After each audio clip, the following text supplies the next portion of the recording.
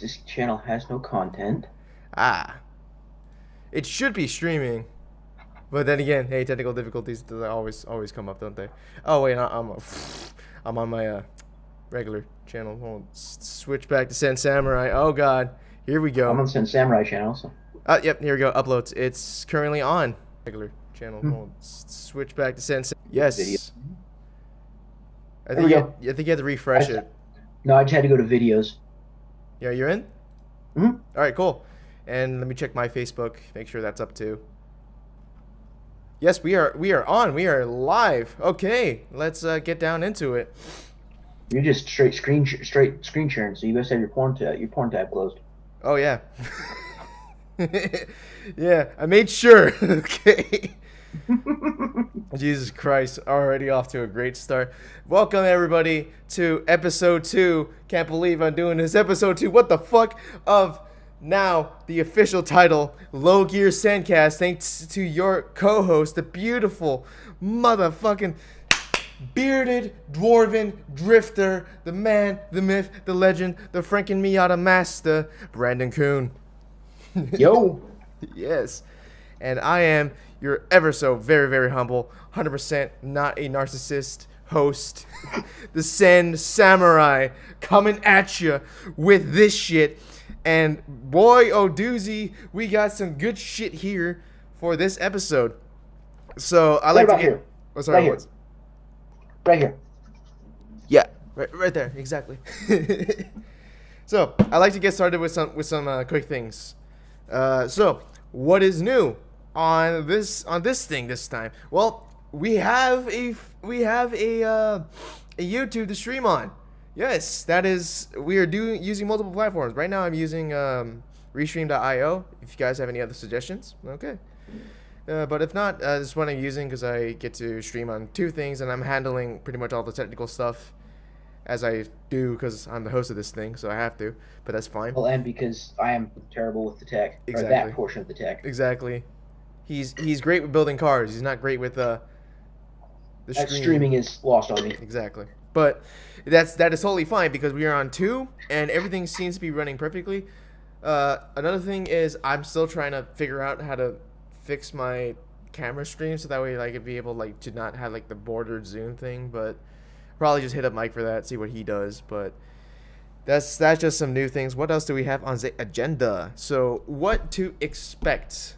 All right, let's move on. So what to expect of this whole thing? So now we got episode 1 cleared, and that just intros and gets through all of this shit. Just reiterate, this whole thing is based upon a certain show called Lot Beer. Yeah, it has a name very similar to Lot Beer, and we're trying to do what they did, except we don't have any budget. So we'll just throw out crazy ideas. And last episode we did a camera build idea and a whole bunch of stuff. And it was pretty sick. And we were talking about camera rigs and all that stuff, and I enjoyed it. I originally wanted to get a guest on here, but unfortunately he could not make it. So we just have your usual cast of the host and the co-host. So what else can we expect? Just better optimization, just getting all those things out of the way. Actually getting some stories down to write down and just read to y'all. Just as we progress from rookies to rank amateurs. Exactly. So that way I don't just sound like a guy yelling into a microphone the whole time. Because the only anchor of sanity here is Brandon, and he's all like, dude, I got you. No problem. Keep doing your thing. I'll monitor. If ever we're in the position where I'm the voice of reason, oh god, we've had some real problems. Mm-hmm. Says the guy holding a Jason Voorhees snow globe. Fuck yeah, dude. Jason Voorhees? Shit. All I got myself is a lion. And a ritual card I got from my friend Lina, because she sent it to me through mail. It's dope. Yu-Gi-Oh is the best. Fuck off. Pokemon can suck my dick. Yeah. Okay. Anyways, that's just what to expect of the stream coming later. So maybe next few episodes would just be a whole bunch of optimization stuff, so that we get rid of all the technical difficulties, and then we can have a very cool streamlined stuff. We may even have before we start frame thing on on the video, be like, oh hey, please wait until the stream starts. That would be really sick because I could do my shit and don't have to improv some of my beginnings.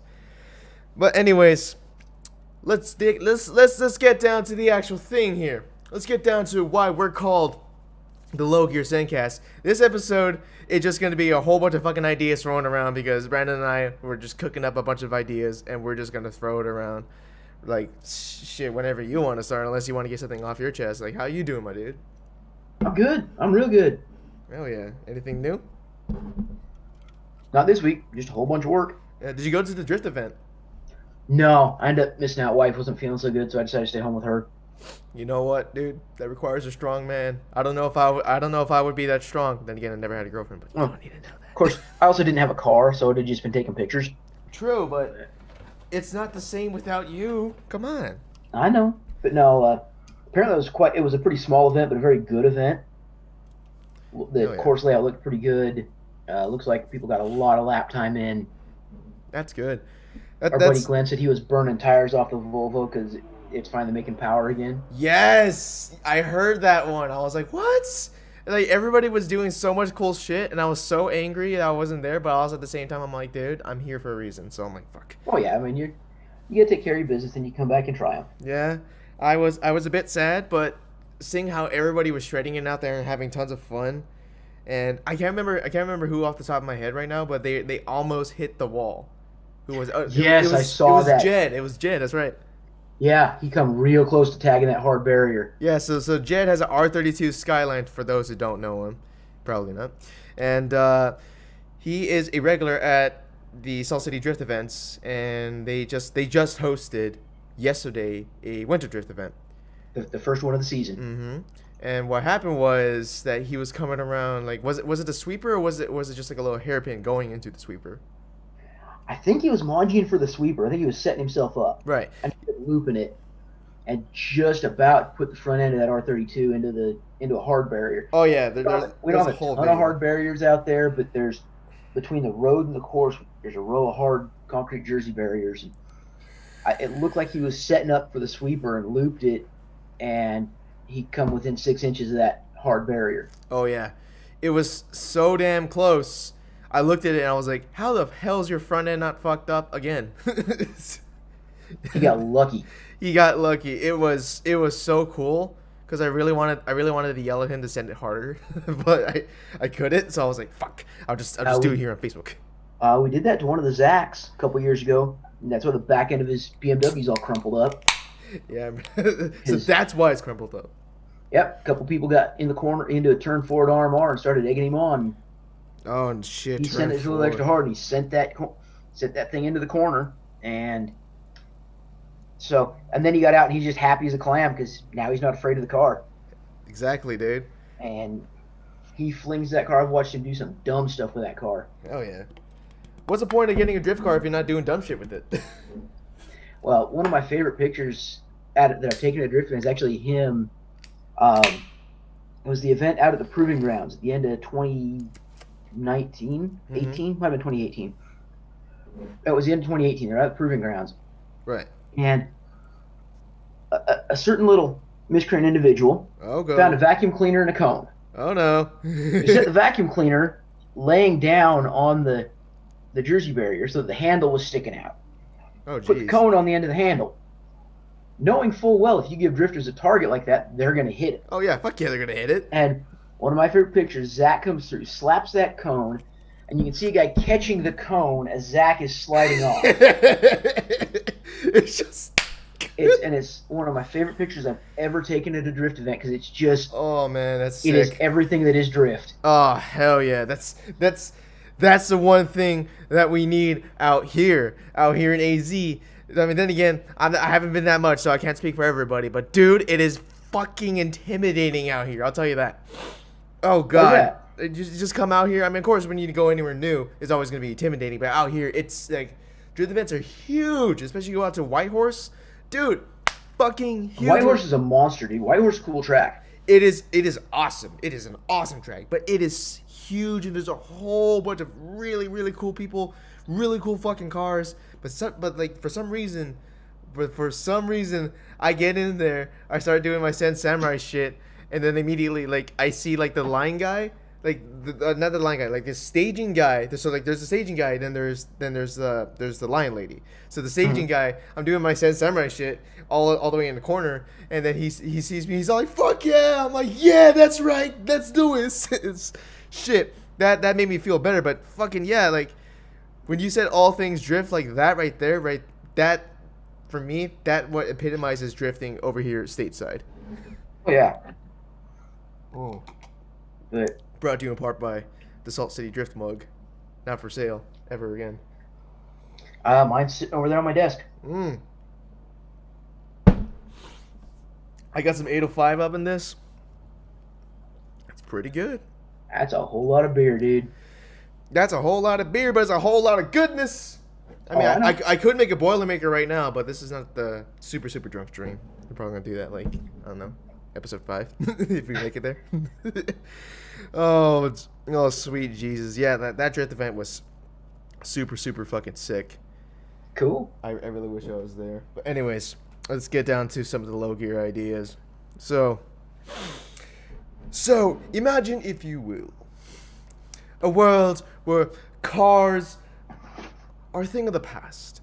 They are not necessarily needed.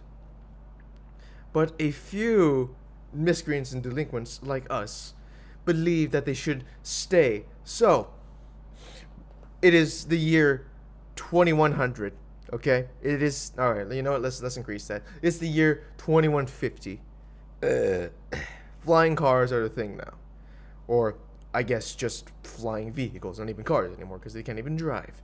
They're all autopilot. The streets are filled with cracks and potholes, but they're basically all right. Here's how it is. The streets are sugar house levels of potholes and cracks. That's what they are. Every single street. That's what they are. Okay, right? Okay, I'm following. And to those that don't know Sugar House, it is a place in the Salt Lake Valley in Utah, which is known for having very shitty roads. It should be better than it is because it's. It looks deceptive. High Buck, old house neighborhood, but no, the streets are trash. I drive a 4-wheel drive truck and it hurts to drive through there. Oh, dude, how do you think I felt driving with my fucking truck, dude? That thing sucked. Anyways, this world has sugar house levels of streets. But the cars that you are driving, you get to pick. However, they all got to be low. They all got to be low because this is the future. This is the dark future as well. You need to have style, or else you'll die out there. Okay? You got to become a legend. You gotta make sure that if you're a merc, if you're a solo, if you're a net runner, shit, you gotta show up in style, dude. And of course, you're not gonna do that with anything high. The fuck is this, the Badlands? No, that's a different scenario. This right here is the city. Now the real question is, what kind of cars would you take that you have to low this bitch out? Like, I'm not saying put your frame down, but you gotta low this bitch out. What car would you take to withstand these sugar house level roads? What would you take? I'm working on it. You go first. I've got to pull up the exact model number for what I want. Whoa. Okay. All right then. Me, I know exactly what I'd take. 100%. I'd take an IS 300. See, that's where I was going. I'm thinking maybe an ES, but I'm thinking a 4-door, big body Lexus sedan. Ooh. And I'm putting it on the ground. Ooh. Okay. All right. Because you said you got to show up in style. You got to show up in style. Yeah. Otherwise, I'm taking a tin-top Suzuki Samurai. Mm-hmm. And we're putting it on 13 and slamming that thing. 13 on a Suzuki. Yes. Oh, dude. Oh, goodbye, oil pans. We don't need you. Goodbye, my lower spine. Oh, dude. But that's what I'm thinking. You get the Lexus because you're still going to have... Fix your scoliosis. A good... And you can still be able to maintain a pretty comfy, soft ride. But yeah, I'm thinking like a Lexus ES or IS, but a big boy Lexus. All right, I want the the one that's like the size of a Crown Vic. You notice what we did here? We both chose Toyotas. We both. Oh yeah, you said show up in style and it's got to be low, and I immediately jumped on a Lexus because those things just. But I want, like I said, I want the full he wants everything. Land yacht. Everything. I want the Lexus that comes with a membership to the yacht club. Yeah, but this is like you got to keep in mind. You also have to like do some thinking here. This is. Once again, this is the future, because I've been playing a ton of Cyberpunk, so this is where I'm getting these ideas from. This is the fucking future, right? Except there's, like, more flying cars than there are driving cars. And these roads are, like I said, sugar house levels of ass. They're just fucking terrible. Okay? You also have to consider this. I'm going to throw another wrench into this story. Oh, God. You are pulling up into a red light, okay? It's dark out there. You're out there, and suddenly you see one of the cyber gangs. They're rolling up in their vehicles, all tricked out and shit. And now you got to pull out. What you gonna do? What you gonna do now? With you, is it low? Like, yes, it's low, but the real question is, how would it withstand gunfire? What would you attach to your car that would be offensively capable of dealing with these cyber psychos? What would you do? Because I'm trying to tap into your gun nerd mode right here. I mean, smoke, so I can run and, hide. All right. And smoke's fairly easy to do. Oh, yeah, you just burn out. Well, no, I'm talking like smoke out the exhaust. Smoke's pretty easy to do. Possibly an oil slick dispenser, because, again, very easy to do. Oh, some James Bond shit right there. Hello. Oh, dude. You giving me a gigantic executive sedan, and now it's James Bond style.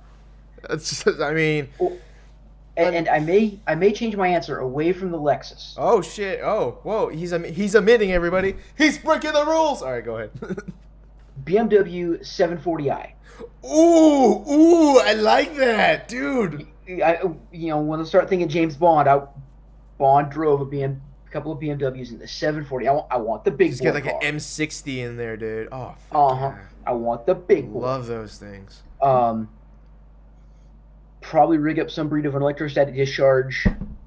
I'm not expecting to be shooting too much with vehicle-mounted weapons like forward weapons. All right. Because if I'm running, I'm dropping stuff behind me to catch who's chasing me. All right. But I am thinking you put a big old ram bumper on there in case you have a clear roadblock. He's putting a ram bumper. Okay. All right. Here's what I'd do. So I'm in my IS, right? This thing is already a drift build, even though it's the future. So like drifting is not even a thing anymore, unfortunately, because everybody's just doing it with fucking anti-gravity racers. But we still do it underground. So this thing is a drift build and is using ancient technology as compared to what it is now. However, what I would do is immediately start rigging up some EMP bombs, and just I just roll down the window, throw it out there, and be like, all right, hope it hits it. I'll put a dispenser in the back, but I see right here, because here's the thing I didn't tell you. You have to use your eyes separately to activate your weapons if you have it installed onto your car. You can't see the road or nothing. You're in a high-speed chase and you're going around corners and shit. You can't see the road, but you can still fire at the people in the back, though. I got a button on the steering wheel, so all I'm doing is ejecting stuff out the back. Oh, you cunt. It's me. I'm like, no, throw it back there. See, I put some EMP bombs, right? I put some fucking EMP bombs, right? I also would put a dildo launcher, because yes, yeah, a dildo launcher. Why? Because for one, when you're getting chased down, like imagine like you were the guys chasing me down, right? You would not expect a dildo to be flying at you at lethal rates. I want to be able to say I killed a man with a dildo. I want to be able to exactly. Or I want to if it doesn't kill them, it's at least non-lethal. It hurts them pretty bad. Like breaks through their window, smacks their head, and then they crash. So the other thing to consider here, in the dark days before you were born, there was a TV show called Viper. Oh shit, Viper! I've heard.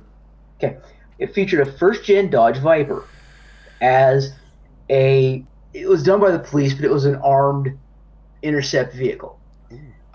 It had normal Viper mode, which it was just a red first gen drop top. Not even drop top. It was a no top Viper. Go ahead, keep talking. I can still hear you. But they pushed a button combination in the car, and it became what they call the Defender. Silver, fastback, hard top. Ooh. Completely impossible car because if you saw you need 4-wheel drive, also the tires inflate up to like truck tires, and he goes driving around like 4-wheel drive. Oh, dude, that's always super cool. It had a rammer front bumper. It had EMP launchers. So basically, you're fucking your car then. It had little drones that came out the back, and he could fly around and have like camera drones, and I mean, it had everything. So we're basically building Defenders. But again, if we're doing it on the dirt, I either want that big boy Lexus, the big Lexus ES, or else I want the BMW 740. All right. Ooh, okay. And what was the point of and ladies and gentlemen, what was the point of this whole conversation? Well, this is actually to prove that you do not need newer cars. Notice that we didn't even consider cars above 2012. Why? Oh no, I'm looking at the stuff I'm looking at's early 2000s, late 90s. Exactly. Why? Because they are indestructible. Specifically, this is right here. It's like this right here is to, I guess, because we both picked Toyotas, we're kind of sucking its dick, but that's fine because if you're anybody within the car community, or if you're just watching this, excuse me, if you're watching this out of nowhere and you're just like, what the hell's happening? Let me tell you something. Toyotas are known to be indestructible, per se. So, actually, I don't want an IS or an ES. I want a first-gen Lexus LS. Ooh, is the one I wanted. That's the big boy. Yeah, dude, that'd be sick. I want like a 95 LS.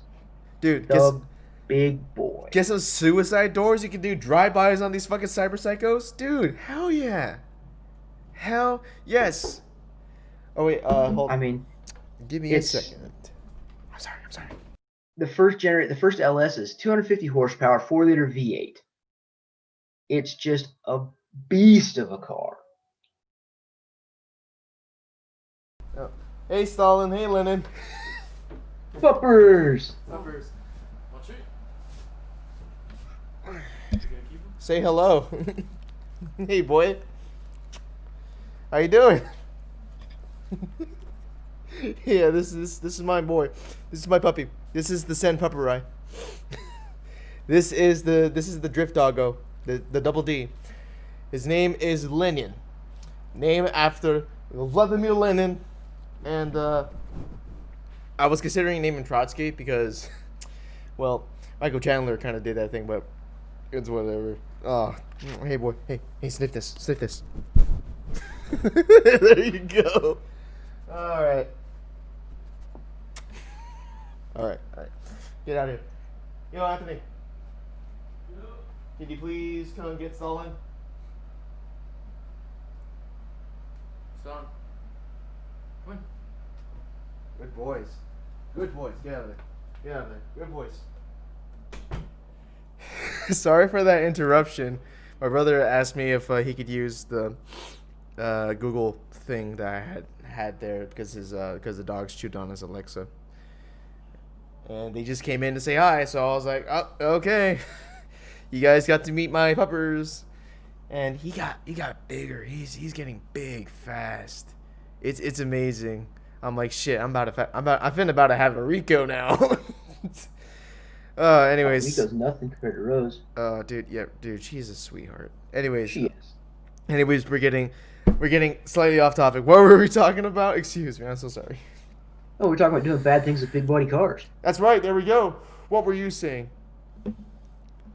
Just like I said, I want an old Lexus LS, 250 horsepower, 4-liter V8. There you go.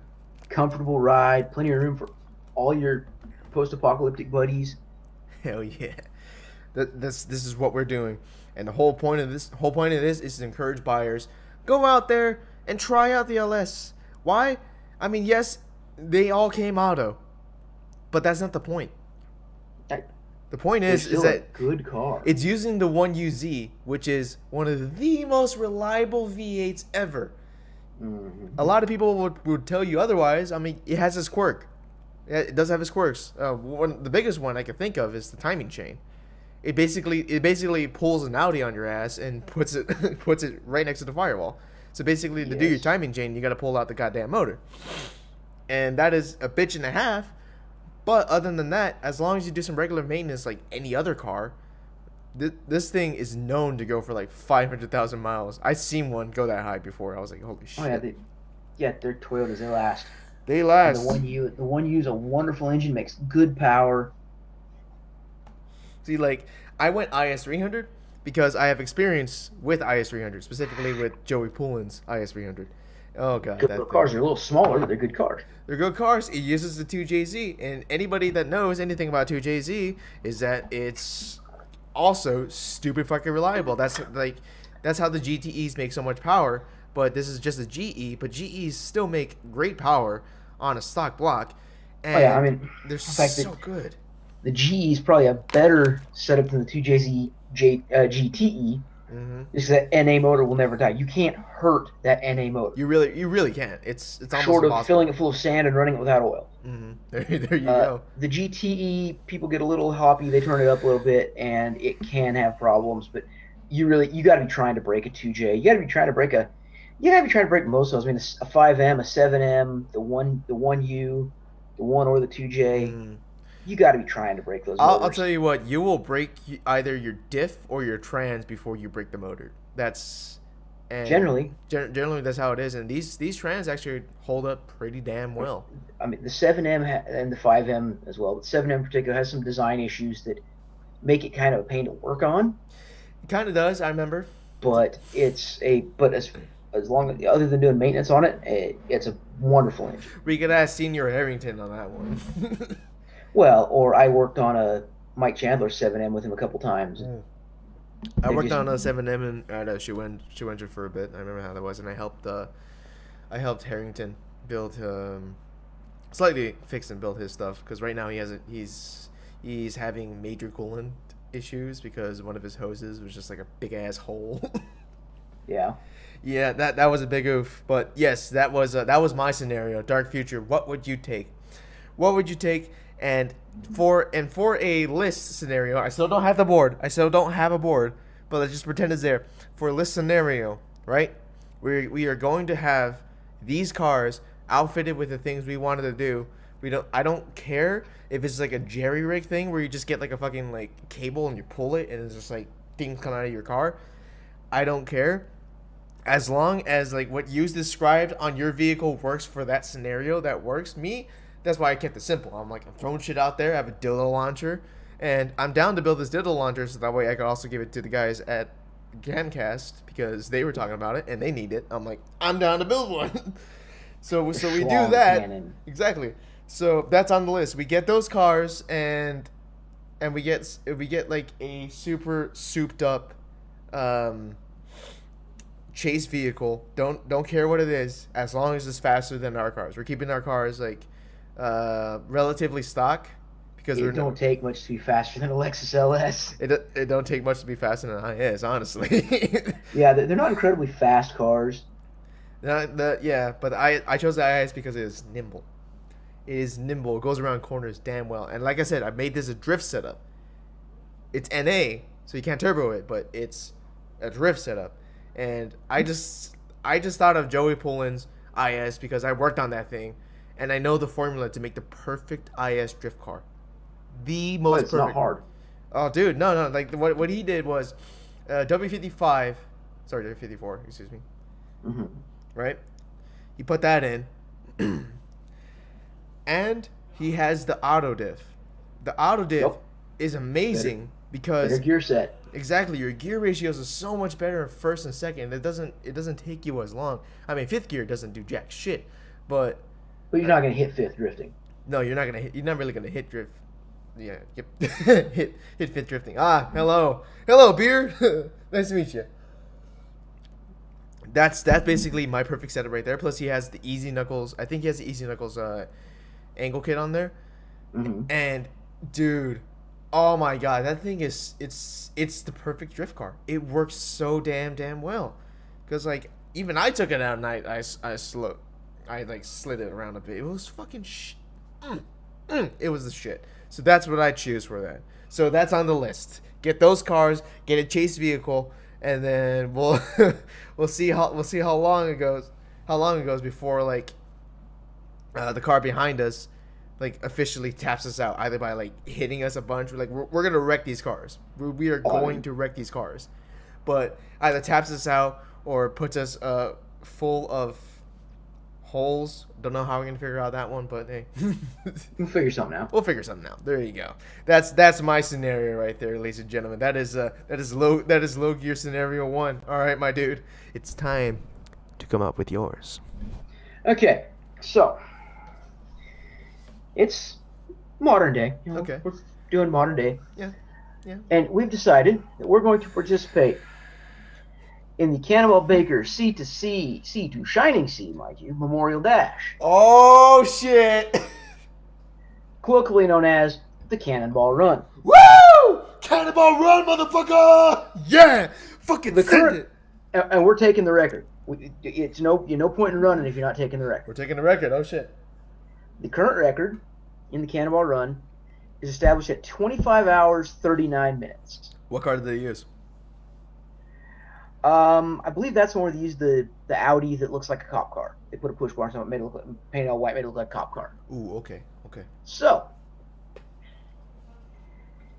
just to help y'all out, I did a little math for you. Oh, he did the math. Holy shit, he's ready. So, to basically beat or tie the record, you need to be running at a rolling average of, if my math is correct, 125, 126 miles an hour. However, I'm putting a bonus goal out here for you. Oh. Me and a couple of the Cam boys and some other friends of ours are firmly believing that someone will break 24 hours on the run. I firmly believe that as well. Somebody eventually So, the run is, and I based my figures off a 3,000 mile run. The shortest route is approximately 2,800 miles, but I based on a 3,000 mile run. That gives you a little flexibility. To break 24 hours, Ooh. you have to be traveling at a rolling average Okay. in excess Okay. of 140 miles an hour. 140 miles an hour in excess for basically 24 hours. What that means Not many cars can is withstand you have to that. have an engine, you have to have a vehicle that's capable of sustaining that amount of run, that has that high of a top speed. It is an endurance race, so it's a combination of top speed and fuel capacity. Oh boy.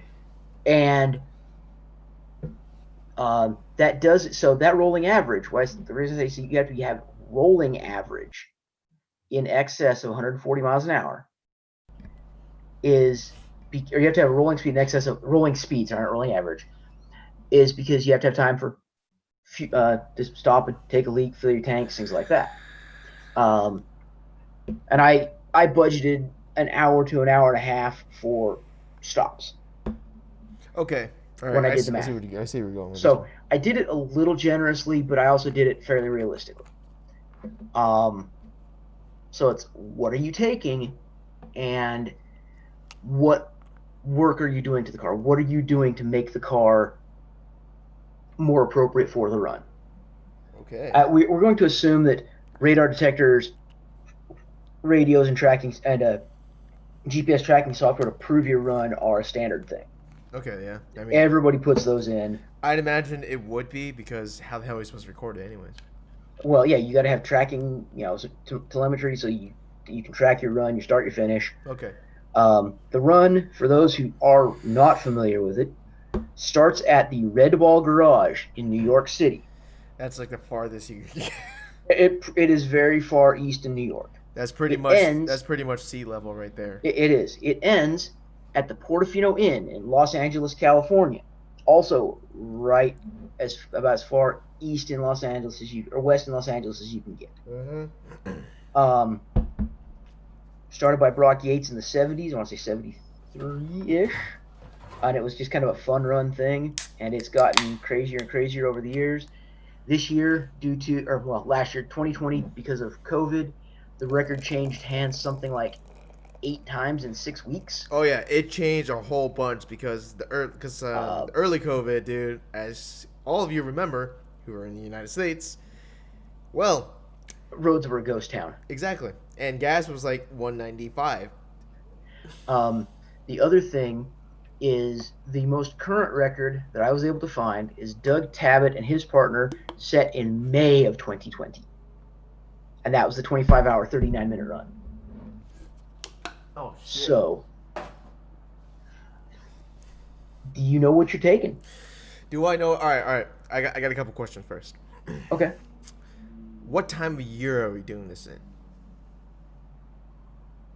May. We're gonna run at the same time as the current record was set. So May. All right, cool, sweet. We're doing this in May. Are we allowed to do rolling fuel ups? I have heard legends that rolling fuel ups have been done. Um, the level of felony involved in getting caught with a rolling fuel up, we're going to say no. Okay. You're not going to be able to get a fuel truck running at 140 miles an hour. All right. That changes things. That really does. I was It expecting does. that I understand bullshit. that. I was I expecting understand that. But no, we assume you have to stop for your fuel. Okay, you have to stop for your fuel. It's May. Okay, how big of a crew we're working with here? Like, Most of them are 2 to 3. Most of them are 2 to 3 man crews in the car. Okay. All right then. That's the standard crew. One guy last year did it solo. I don't advocate that. Um, you know, 2 to 3 guys. Generally, you get 2 drivers and one guy operating electronics, All right. or a driver, a sleeper, and an electronic guy, and they just rotate shifts. Okay then. All right. So it's May, 3-man crew, no rolling fuel ups. Mhm. Okay. All right then. What shit? What would I take? Fuck. Do you want me to tell you mine? Well, you got a minute? Yeah. Tell Okay. me yours, you fucking asshole. Shit, this question's fucking me up right now, and I'm already drinking, so this is like I'm gonna make mistakes. I am taking the sleeperest of sleepers. We're driving a Dodge Magnum. Oh shit, a Magnum! Wait, are you going to RT all-wheel drive, or like what are you doing? Actually, I kind of want the base model. The base model. Oh. I want the base model with the midsize V6. And here's why. Why? I don't need acceleration. I don't need a ton of power. All of them have the same rough top cruising speed of about 150 to 155 miles an hour top speed. Ooh. I don't need a ton of power. I mean, I could take an RT and be all right, but it's going to hurt my fuel economy. Okay. I want the economy. You want the economy. Okay. The Magnum has a listed EPA fuel economy of 18 miles per gallon in town, and 20-something on the freeway. So we're going to use 18 in town. It's claiming an 18-gallon fuel tank for the smallest fuel tanks in there. The base model is 18 and 26 in town. The SXT all-wheel drive is 17 and 24, so I could take an SXT, give me a little more grab. Right. But I don't want the RT. The RT is too bad a fuel economy. So, but we're getting 17 to 18 miles a gallon. Hold up. Real quick, one other question. Mhm. Are we allowed to fuck with the cars? Not power-wise, but like... Oh, yeah, I'm getting into what I'm doing to the car. Oh, so like we can fuck with it anyway? Well, it's got to be street legal. I mean... Okay, it's got to be street legal. We can fuck with it. Fairly street legal. Okay, so, right, go on. The only real mod I'm making to the Magnum, I'm going to put in another fuel tank. So instead of hauling 18 gallons, I'm hauling somewhere between 40 and 50 gallons. At 18 gallons, I have to stop roughly 10 times for fuel, 9 and change times. All right. If I have a 40 to 50 gallon tank, that cuts me to 5 or fewer fuel stops. It does take more time to fuel. One of the teams in the past has done this, and I would do it myself. You add a second filler. Okay. So you pull into a gas station, you lined up right between the islands, you grab 2 hoses from 2 pumps, and you fill from both sides. Hey, this is a fucking big boy thing right there. Wow, hold on. Okay. Okay, all right, I'm following. Keep going. This is interesting. The only other thing I'm doing is I'm obeying the common cannonball strategy. Mm-hmm. You leave the red ball sometime between 11 p.m. and 4 a.m. Okay. And what you do is they leave the red, and even then it takes 15 minutes to get on the freeway from the red ball on a good night. But you leave, or not, yeah, see, but you leave the red ball in the middle of the night, so there's less traffic. You manage to time your trips, but faster some places, slow other places. You time your trip, so you get to Los Angeles at about midnight. Ooh, oh. Now, if we're making the 24-hour run, that means I'm leaving the red ball at about midnight. So I'm planning on leaving the red ball at midnight. This motherfucker did the goddamn math. Shit, I'm over here just like, let me think. This is a strategy game, dude. This is making the cannonballs a strategy game. Hey, I play RTSs a lot. This shit right here is fucking with me. It's fucking with me, dude. Okay. That's pretty good, alright? That's pretty good. But this right here will add like another fucking Bring it on, kid. 50 horses. Okay? Bring it on. Bring it on? Oh shit, I'll tell you what I take. I'll tell you exactly what I take. I take the F80M3. Good call. I take the F80M3 because for one, twin turbo. I got the specs right here. So all right, so good old twin turbo. So now MPG on highway is 23. It's economical enough. But for what I'm doing, especially when we're breaking 24, no, we're not this would work out if I time my fuel right. If I time it just right, it's gonna get there. So my curb weight is around 3,800 to well, just let's see if it says here. Figure 3,800 pounds. Yeah, so 3,800 to 3,900, right? It's in the upper 30. So what's happening? What I'm going to do here is, since I'm allowed to fuck with the car, right? Mm-hmm. I'm going to strip the fuck out of the interior. I'm going to have the rear seats just basically taken out and just put in like a rug for my rear pilot. So whoever's sitting back there is gonna have a hell of a time. It's gonna be a drone machine, but that's fine because I'm also putting some cool ass exhaust, enough that it's legal in all states, but enough for me to get just a few good horses because I'm prepping for this. I'm prepping for all of this, right? Take it out to a tune, get the most, basically just like what anybody else would do for this run. Get the tune that has the most miles per gallon while it's getting the most power out of it. I do that, right?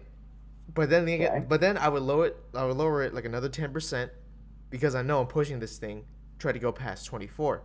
And if I know BMWs, which I do, that no matter which fucking chassis it is, they will always overheat.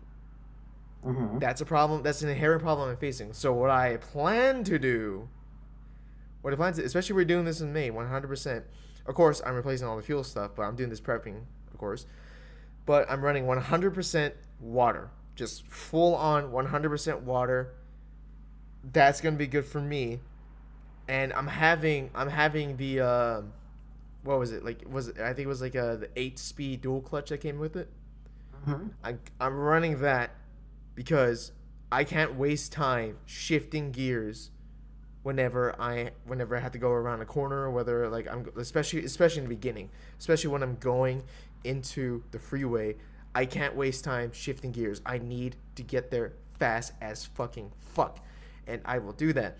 So as far as my co-pilots are concerned, right? Mm-hmm. I'm actually gonna run a 2-pilot system. Okay. Oh yeah. 2-pilot system. So my guy is so what I'm going to be doing is also we're going to be monitoring the tech, because for a lot of the time I'm driving in a straight line. So I'm going to be monitoring the tech while he sleeps, and whenever he wakes up, right? He's going to monitor the tech for a second. Right? And while we're driving, I'm going to hand him the wheel and we're going to do that shit because he didn't say anything about that. We are going to switch seats mid-drive, go for it, and whenever we stop, we are going pit crew 100%, style points. We're going for that. Basically, everything that doesn't need, everything I don't need, weight and shit. Like I'm putting bucket seats. I'm stripping everything out. I am doing every single thing because this BMW is fast as fuck. It's reliable as shit, and it will get me there. Now, if I leave around, all right, let's see here. So you said between 4 and 11, and we have to do 20. So what's the math on that? One more time. So if we're making a 24-hour run, then obviously you're going to arrive in LA right about the same time of day as you left the Red Ball. So, like I said, I'm talking leaving at about midnight and arriving at about midnight. Now, I did a little quick math. Okay. And assuming that you managed to get 22 miles to the gallon average with a stock 16-gallon fuel tank in that M3, you're looking at 8.5 fuel stops, so 9 fuel stops. Exactly. So you got plenty of time to change drivers. You don't need to end up smoldering your wreckage because you're not changing drivers. Because you're swapping drivers. Well, you're stopping better than every 3 hours. You're stopping less than every 3 hours for fuel. Oh, shoe smell.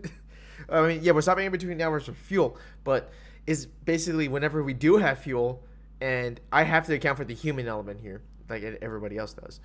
Oh yeah. Is that people get tired, people get fatigued, right? Mm-hmm. And that's why I make sure when he sleeps, he fucking sleeps. He or she sleeps, right? And I'm like, okay, I'm watching everything, I'm going for it. And knowing me, the crazy bastard I am, I'm going to blow so many fucking signs in the way I do, especially, that some cops will be like, wait, what the fuck just happened? They won't even know because I'm going so fucking fast. I'm going to be that asshole that fucking pulls off the lot in in the gas station so fucking fast, I might as well just burn the whole damn thing down. I'm going to do that, and in the meantime, right, whilst I'm pulling out of that, I'm making sure my guy has a lookout like anybody else would. Pull the fuck out of there, right? And then I'm going to do something unexpected. Very unexpected. I'm going to go for 1 minute. One whole ass minute. Five above the speed limit. Then after that, I fucking floor it. Only for 2 stops. Now, if I count for that, right? Only for 2 stops and I'm flooring it, right? Basically, I'm going 0 to 100. Okay, I'm ruining this thing.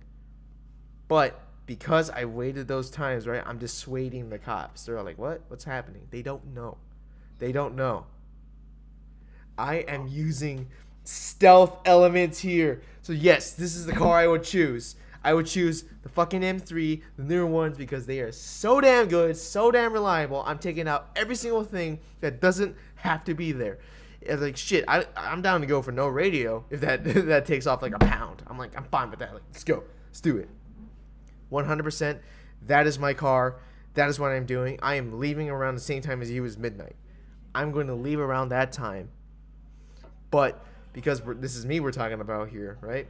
I'm going to fucking run a few red lights, and I'm going to drift around some corners, rally style, so that way you can have the most grip while having the most style, going around a corner at the best speed, optimally. That's exactly what I do. That is my cannibal run car. Not cannibal run. Go for it. Yeah, there we go. I mean, yes, it's 4 doors. It is 4 doors, but so's mine. Mine's a 4-door long roof. Exactly, but I'm stripping everything out, bucket seats and everything, dude. I don't give a shit. As long they don't have laws necessarily on like your interior, as long as you're like not getting some super tint. I'm like, of course, I'm gonna tint it just a little bit, so that way I don't blind myself when I'm driving. Oh yeah, I mean it's. Yeah, but other than that, I'm like, hell yeah, I'll be driving that. Plus this right here, once again, adds like 50 horsepower. Plus I wanted to flex this because like, hell yeah, this is nice. This is nice, dude. Look at this. It's the off-whites. Hell yeah. That is my car. But tell me more about your process. What the fuck would you do? Straight legit run. It's 4-door car with a hatchback. Probably 3 people in it, so you can have 1 sleeper and 2 operational at the same time. All right. Because if I'm doing a $140, I don't want to be paying attention to anything but what's in front of me. I don't want to have to be monitoring the radar detector, the telemetry, any of that. I don't want to think about fuel or time. I want somebody else looking at those. You just want to go. Yep. So you got a driver, electronics man, and a sleeper, and they all rotate through. Okay. My problem is I'm only stopping every 6 hours for fuel, give or take. So we're probably going to have to stop in between fuel stops to switch drivers, switch positions. Oh, yeah. But that you can do in, Chinese fire drill. You're in and out in under 5 minutes. You're in and out in a minute. Well, yeah, you never done fire drill? You stop and everybody bails out and gets into a different door of the car? Yeah, I know. It's just been a while since I heard that phrase. And the other thing about the Magnum is I can flip down the back seat so your sleeper can actually get good rest. Shit, you're right. But that's why I have sleeping bags. Oh, but I'm saying I can flip down the back so I can have a bed. And then, your snacks, your drinks, everything's on board. So all you're stopping for is you're fueling up, and that's all it is. Mm-hmm. I budgeted, I'm budgeting way longer for my fuel stops than it's actually going to take, but it just might work. Oh man, the real question is how the fuck can we prove this? I don't know. Let's figure it out. Let's put this shit on the I don't have the budget. I can't afford the felonies. We gotta put it on the board. that's like, it needs to go on the board, but I can't afford the felonies. All right. It's going on the board, right? But this is not just any other fucking scenario. This right here is the lowest scenario. This right here is the lowest gear scenario. We could find a way to simulate it or something, that'd be awesome. Oh man, the best thing I could think of is a Assetto Corsa, but no way they have one that long. No game has one that long. We'd have to figure something out. But yeah, I can't sit in the chair. I can't sit in my sim rig for 24 hours. Oh, I am down to do a 24-hour sim rig type thing. I'm down to go buy a sim rig and do this shit. I cannot sit in that Sparko for 24 hours. That's why you have your co-driver. That's why you got everybody else hanging out. You're like, yo, who wants to be part of my sim? I mean, dude, if we're doing that, that's fine. You get to come up here and you get to hop into that Sparko every 3 hours. I mean, so we are taking a Magnum and an M3 across the whole fucking United States, coast to coast, seeing everything. But like I said, this is the Low Gear Sendcast. We are sending it hard, but we don't have the money to do it. So it's all theoretical physics anyways. It's the fact that you did the fucking math for this. You thought so long and hard about it, and I'm like, M3. I'm a student of the run. I have done the math to figure out what it takes to do the run at the various, to beat the record, to get the 24. I genuinely believe that M3 will do the 24. It could do it. It very well could. You've got the power. You've got the speed. You should have the fuel economy to do it, right? But yeah, I've been a student of the run for several years, and so go you one further. Oh shit. There's a movie, Cannonball Run, right? Came out in the 80s. Burt Reynolds, Dom DeLuise. It's classic. Phenomenal movie. Mm-hmm. Actually, if I remember correctly, it's Jackie Chan's first American film role. Are you serious? Yeah, like a heart attack. My boy Jackie Chan, you be ready, cuz. If you listen to Brock A. Jr. tell the story, because Brock Sr. obviously is long gone, but Brock Jr. was riding along with his dad for the first 2 or 3 Cannonballs. Jeez. He will tell you that the ambulance that Burt Reynolds and Dom DeLuise drove in Cannonball Run was actually the vehicle that his father used for the first couple of runs. It was just a box truck that made it look like an ambulance. And they had a doctor riding with him to give him some semblance of legitimacy.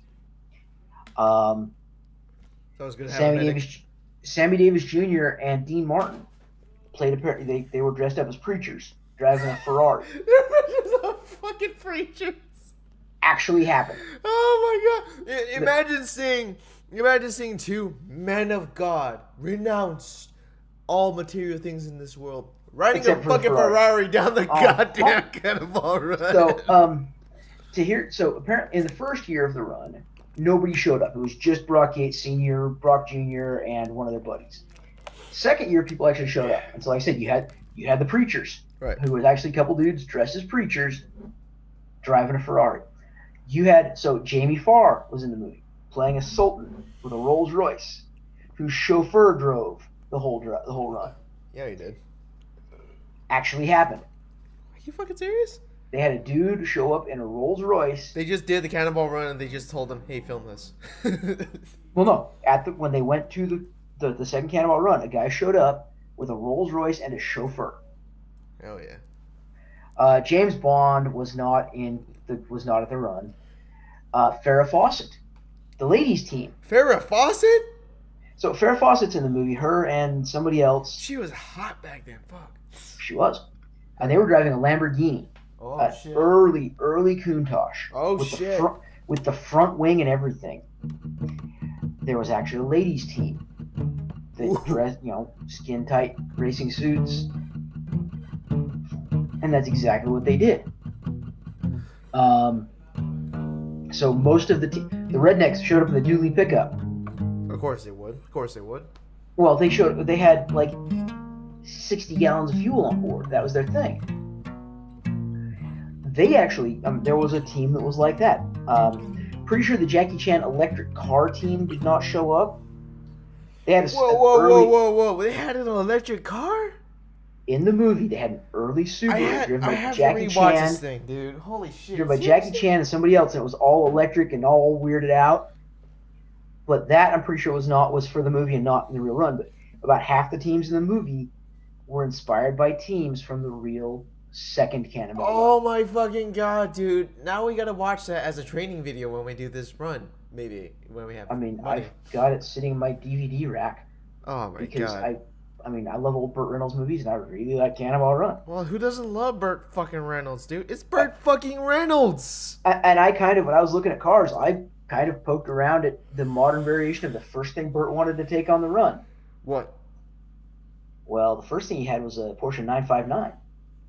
I thought it was a 911. 959 is a variant of the 911.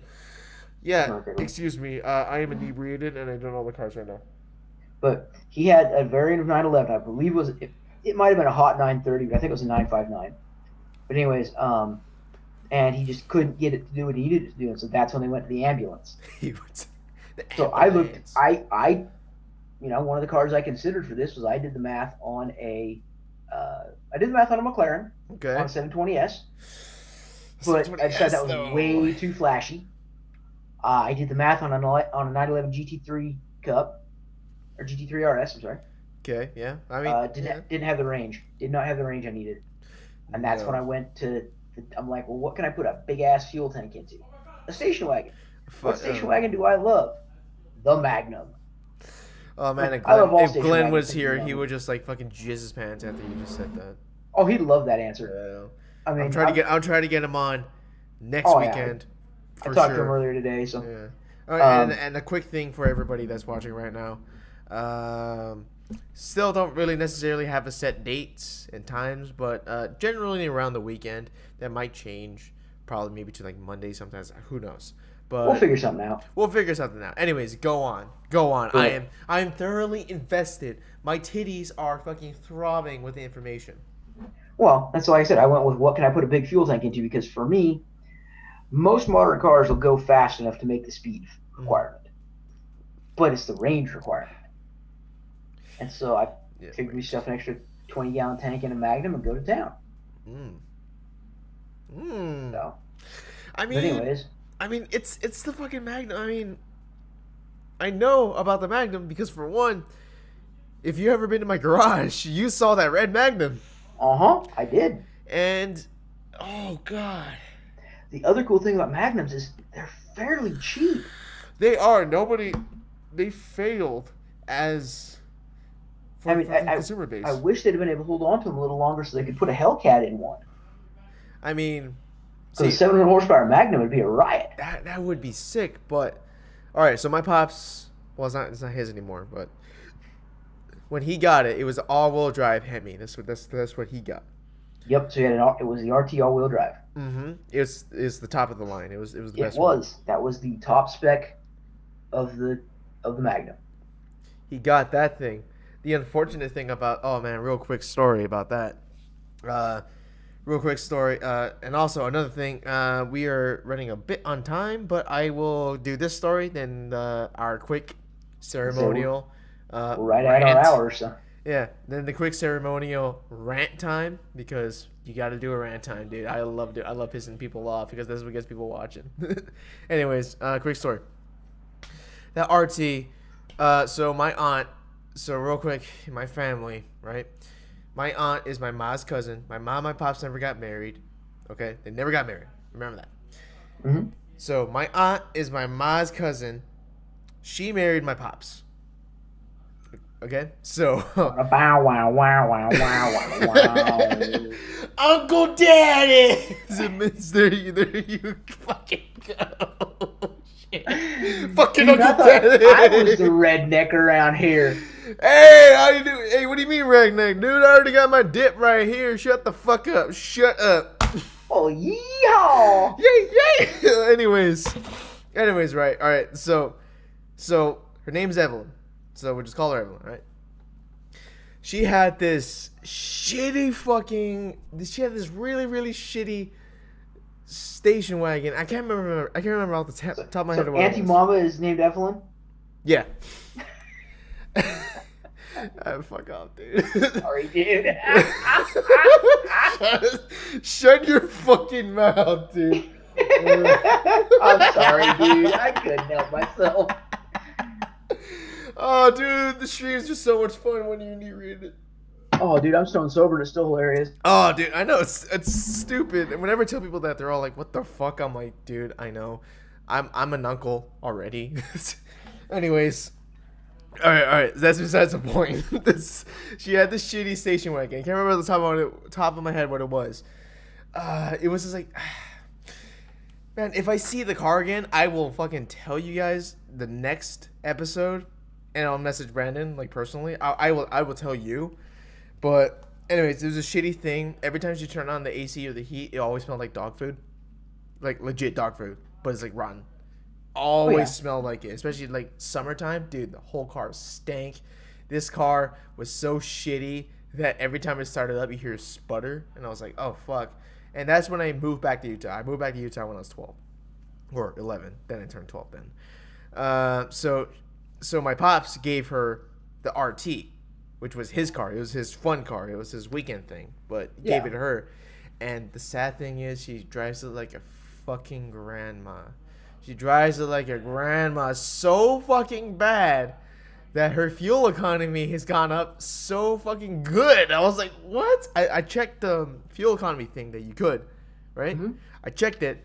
And she's getting like 27. I'm like, on the city. I'm like, what? No way. How the hell can he do this? She's driving that slow. She's one of those people. For shame, anti-stepmom. And the few times I got to drive it, right? I instantly floored this thing. And I knew this car loved it when I floored it. Because when I did, right? I was roaming around the city. I floored it. And then suddenly, I just feel this thing come alive. It's like, it's going. Suddenly, the steering began to get a lot tighter. The brakes began to be a lot more firm.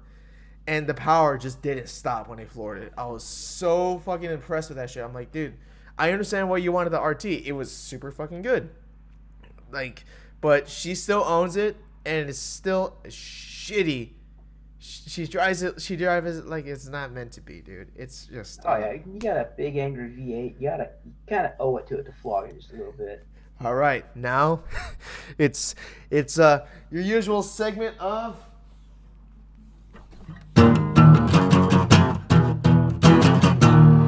Red time!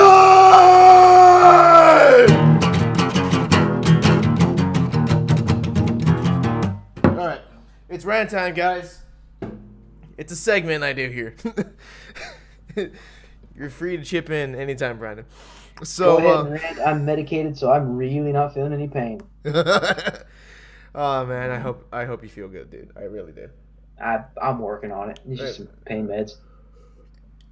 So, speaking on what I was talking about earlier, just a second ago about fucking driving cars slow.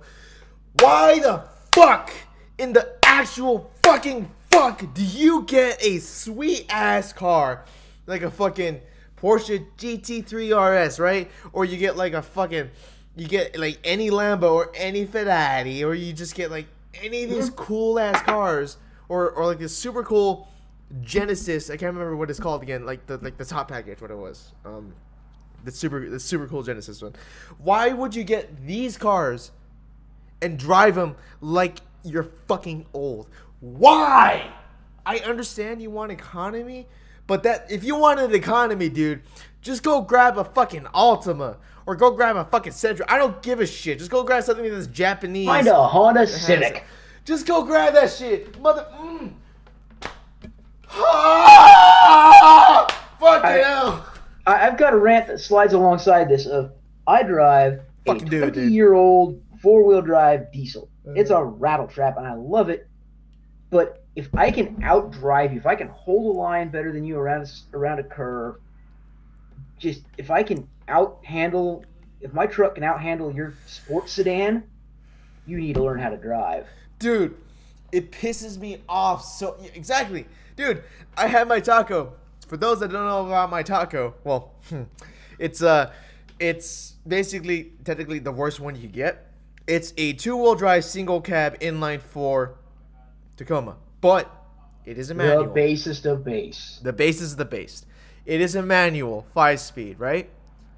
I take fuckers that have I especially not a joke. I took an RT Challenger around a corner because he was too much of a fucking pussy to fucking go at it. I'm like, if I could do this in a car, a truck that weighs more than the power it's making. So if like you feel like you're technically going 80, but you feel like you're going 60. That's how I feel about this truck, right? I'm driving down the freeway. I go around this nice big bend. I see this guy come around on my ass. I'm like, motherfucker, don't you dare. And he starts going right at me. I'm like, all right, let's do it. I fucking shift down on the 4th, and I'm flooring this bitch. And after that, I just see him going in. Then we get off to the street, right? We get off to the street. We're turning the same corner, right? And I know he wants to go for me. So I just gun it. And I see this guy kind of flooring it, but then he starts driving like a grandma. And I'm like, dude, why do you have these performance things? Like, these things are meant to drive like cool cars to drive around corners like awesome people, like sexy people, like the ones you want to be, like the Leonardo DiCaprio cars. You just want to be like that. You want to be, oh yeah, but you get this shit, and then you start driving like a fucking grandma, dude. And no, it pisses me off. Like what Brandon said, why would you get this car? Go get a fucking Civic if you're gonna drive like that, dude. Go get a fucking Civic. Now, if we're talking about luxury, that's a whole different game, though. I understand luxury. Yeah, if you're driving a big luxury car, I still expect you to drive smooth, keep a line in that. Yeah. But I don't expect you to go fast because it's a luxury car. Or if you've got a slow roller, if you've got an old Lincoln Continental or something. By old, I'm talking a 61 Continental. Oh, shit. You're talking about that's a slow roller, and I am all about slow rolling that car. I thought you were talking about the land yachts from like 74. They came with no, I'm talking before. I'm talking the slow rollers before it's still a land yacht, but I'm talking the slow rollers before. Yeah, they were huge. I mean, yeah, you just get one of the fucking slow rollers. It's just like here within the wider car community, a lot of people are concerning themselves with going fast. And that's understandable. Once you get that bug, dude, you can't get it off you. I like going fast. So do I. I love going fast. But the fastest car I've ever driven, was actually a bit of a flex. A bit of a flex here. I got another story after this rant. I will tell you. Then we'll finish the podcast. Because we are running good on time. We are. Anyways. Shit. Hold up. I forgot what I was saying. Fuck.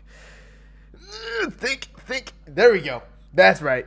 So like, you drive all these fucking cars, right? And it doesn't fucking work out. You should go fucking drive a Civic. Pisses me off. And everything always ends in the same way. In the same fucking way. All right. You get like, if you get a luxury car, I can understand that because in the wider car community, we have this thing called the VIP cars, or in Japanese, Executive cars. VIP. Japanese executive cars. Yeah, we have VIP cars, and that right there is the like perfect excuse. And if you want to look back, it's not just VIP cars, dude. We've been having fucking like lead sleds for the longest time. We've always had the low and slow lifestyle, especially. My old man has a '67 Mustang that will forever be a slow roller. It's the inline six with a 3-speed. It's because he doesn't want to go fast. Yeah, you don't concern yourself with speed, dude. It's cool, you know. I mean, you get that. It's super fucking sick. And we got lead sleds from the fucking 50s, even the 40s. Oh, they look beautiful. I mean, they're a lot more rare nowadays than they were like 20 years ago. But you know, that's just because of progression of time. But the lowrider community, especially out here in Arizona, if you guys ever go to Arizona, the lowrider community out here is fucking huge. Go check it out. Oh, I'm sure it's about as big as the LA lowrider community. Oh, dude, it's just because out here is the desert, so like nothing rusts. It's so beautiful. I see so many classic cars every single day. Just the other day, I saw like a 71 Trans Am. That's like my dream classic car right there, dude. Because I love that big nose it had back then.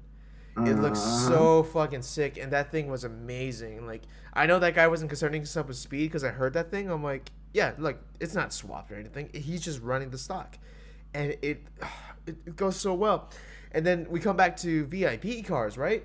VIP cars, just for reference, I would consider, for one, the Q45. Beautiful VIP car. Fuck, my friend Tyler Wernberger, he has an amazing Q45 that's low on coilovers. He's actually one of the first guys out there to really VIP that thing, and a lot of people are catching on.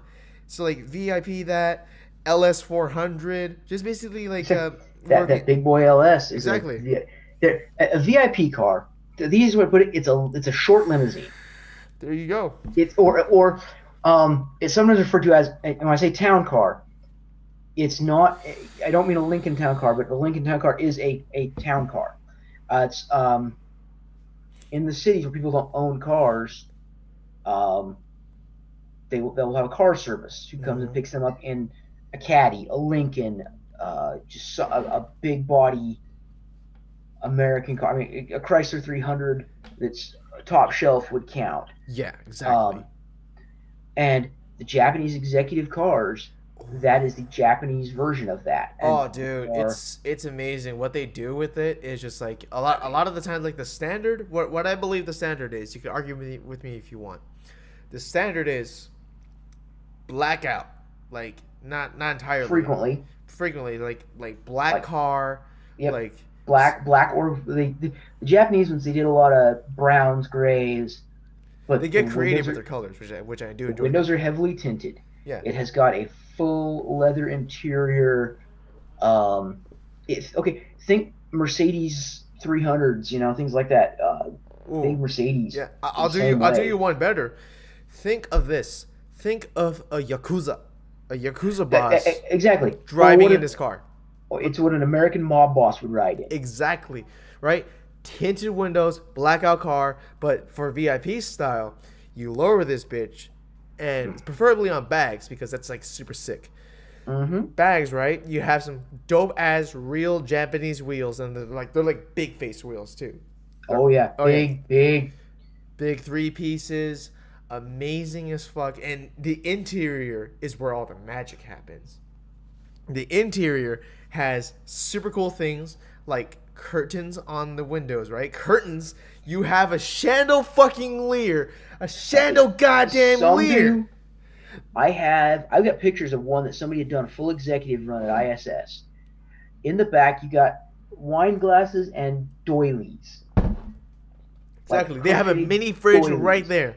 You do. Yeah, generally, your center of your seat has a mini fridge in the back of the seat. In the back seat. To hold a bottle of wine or whatever you're drinking. The car phone. A lot of these date back to the days of the car phone. The car phone was in the back seat, not the front seat. That was luxury back then. You had a driver. You never drove your executive car. You had a driver. Exactly. You were the one sitting in the back because whenever you rolled up, right, you had your three-piece suit, you had your tie, and you had your mob with you. Your mob came up, and also VIP cars. Oh They yeah, came up and they surround you like this. They're all like, "Yokoso minasan."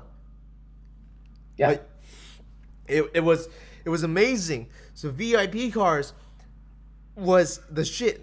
Now, getting back to the original topic, VIP cars and the whole lowriding scene, low, slow, bad fucking ass, right? Mm-hmm.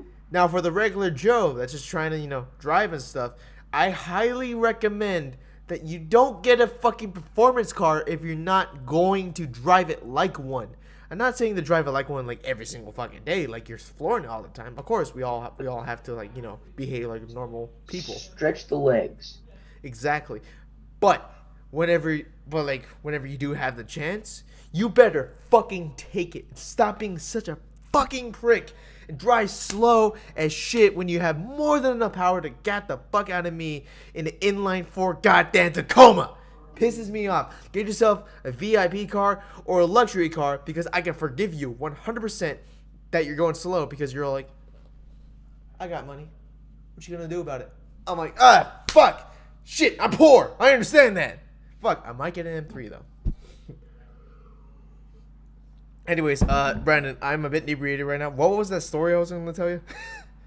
That was the story. Was that the story? I can't remember. If you remember another story, just tell it next week. Whatever. Anyways, yeah, I'm done with my fucking rant. It's just don't drive performance cars slow. Drive it fast. Even just every once in a while, just do it, please. And whenever somebody's challenging you, fucking go for it, dude. You only live goddamn once. So you might as well just do it. Hey, if you get that ticket, dude, it's like fucking $500. Shit, that's fine. Because what's gonna happen within the next 6 months? You don't know where the hell that $500 went. You're fine. Just pay it. Do it, dude. You're okay. If you're young enough to handle the ticket, go for it. Exactly. If you're young enough to handle it. What I do highly respect though is those old people that have really cool fucking cars and they floor the shit out of it. I'm like, this guy has lived his whole life getting this thing, and he does not give a single. He or she does not give a single fucking shit. I enjoy that. All right. Anyways, let's close up here. We've been going on for a bit too long, but. Oh yeah. Yeah, that's me. So once again, optimization is coming through. We're just trying to get this done. And this has been episode 2. We're going to be doing more fun shit like this because I don't care if I'm paid. I don't know if he cares if he's paid. Don't give a shit. Dude, I'm underpaid no matter what. It doesn't matter, dude. We do this for fun for you. Oh yeah. I do this to get a laugh. Exactly. Laugh with my friends. So share this anywhere you can. Share this with friends. Like it if you want. I don't care if you like it or not. Just like fucking share this with your friends. If you find something that you've been pissed off about, you want to argue with me about it, dude, fucking message me.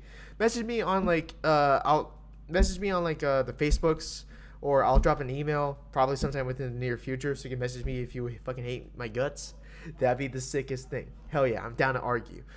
And if not, if you loved it, share it. I want more people to watch this because I want to be able to yell at like 100 viewers if I could ever get that. Like 100 viewers are like, "Fuck you! I'm doing this shit," and I want Brandon to be like, "Yo, I want Brandon to be my whole back guy. Like he's holding me back. I want him to be. Can't do it, man. You can't do it. Don't you do it. Exactly. Anyways, share it. More episodes are coming through. This has been episode 2. Super, super fucking goddamn fun. We're going to do more low gear stuff. And I'm going to have a whiteboard here soon that will draw stuff and do cool stuff with it. If you have any questions, drop them down on the comments if you ever watch this video afterwards. If not, dude, then I hope you guys enjoyed.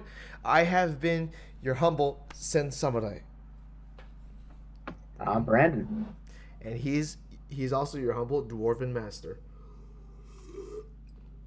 All right, let's end this shit. Sayonara. Peace out.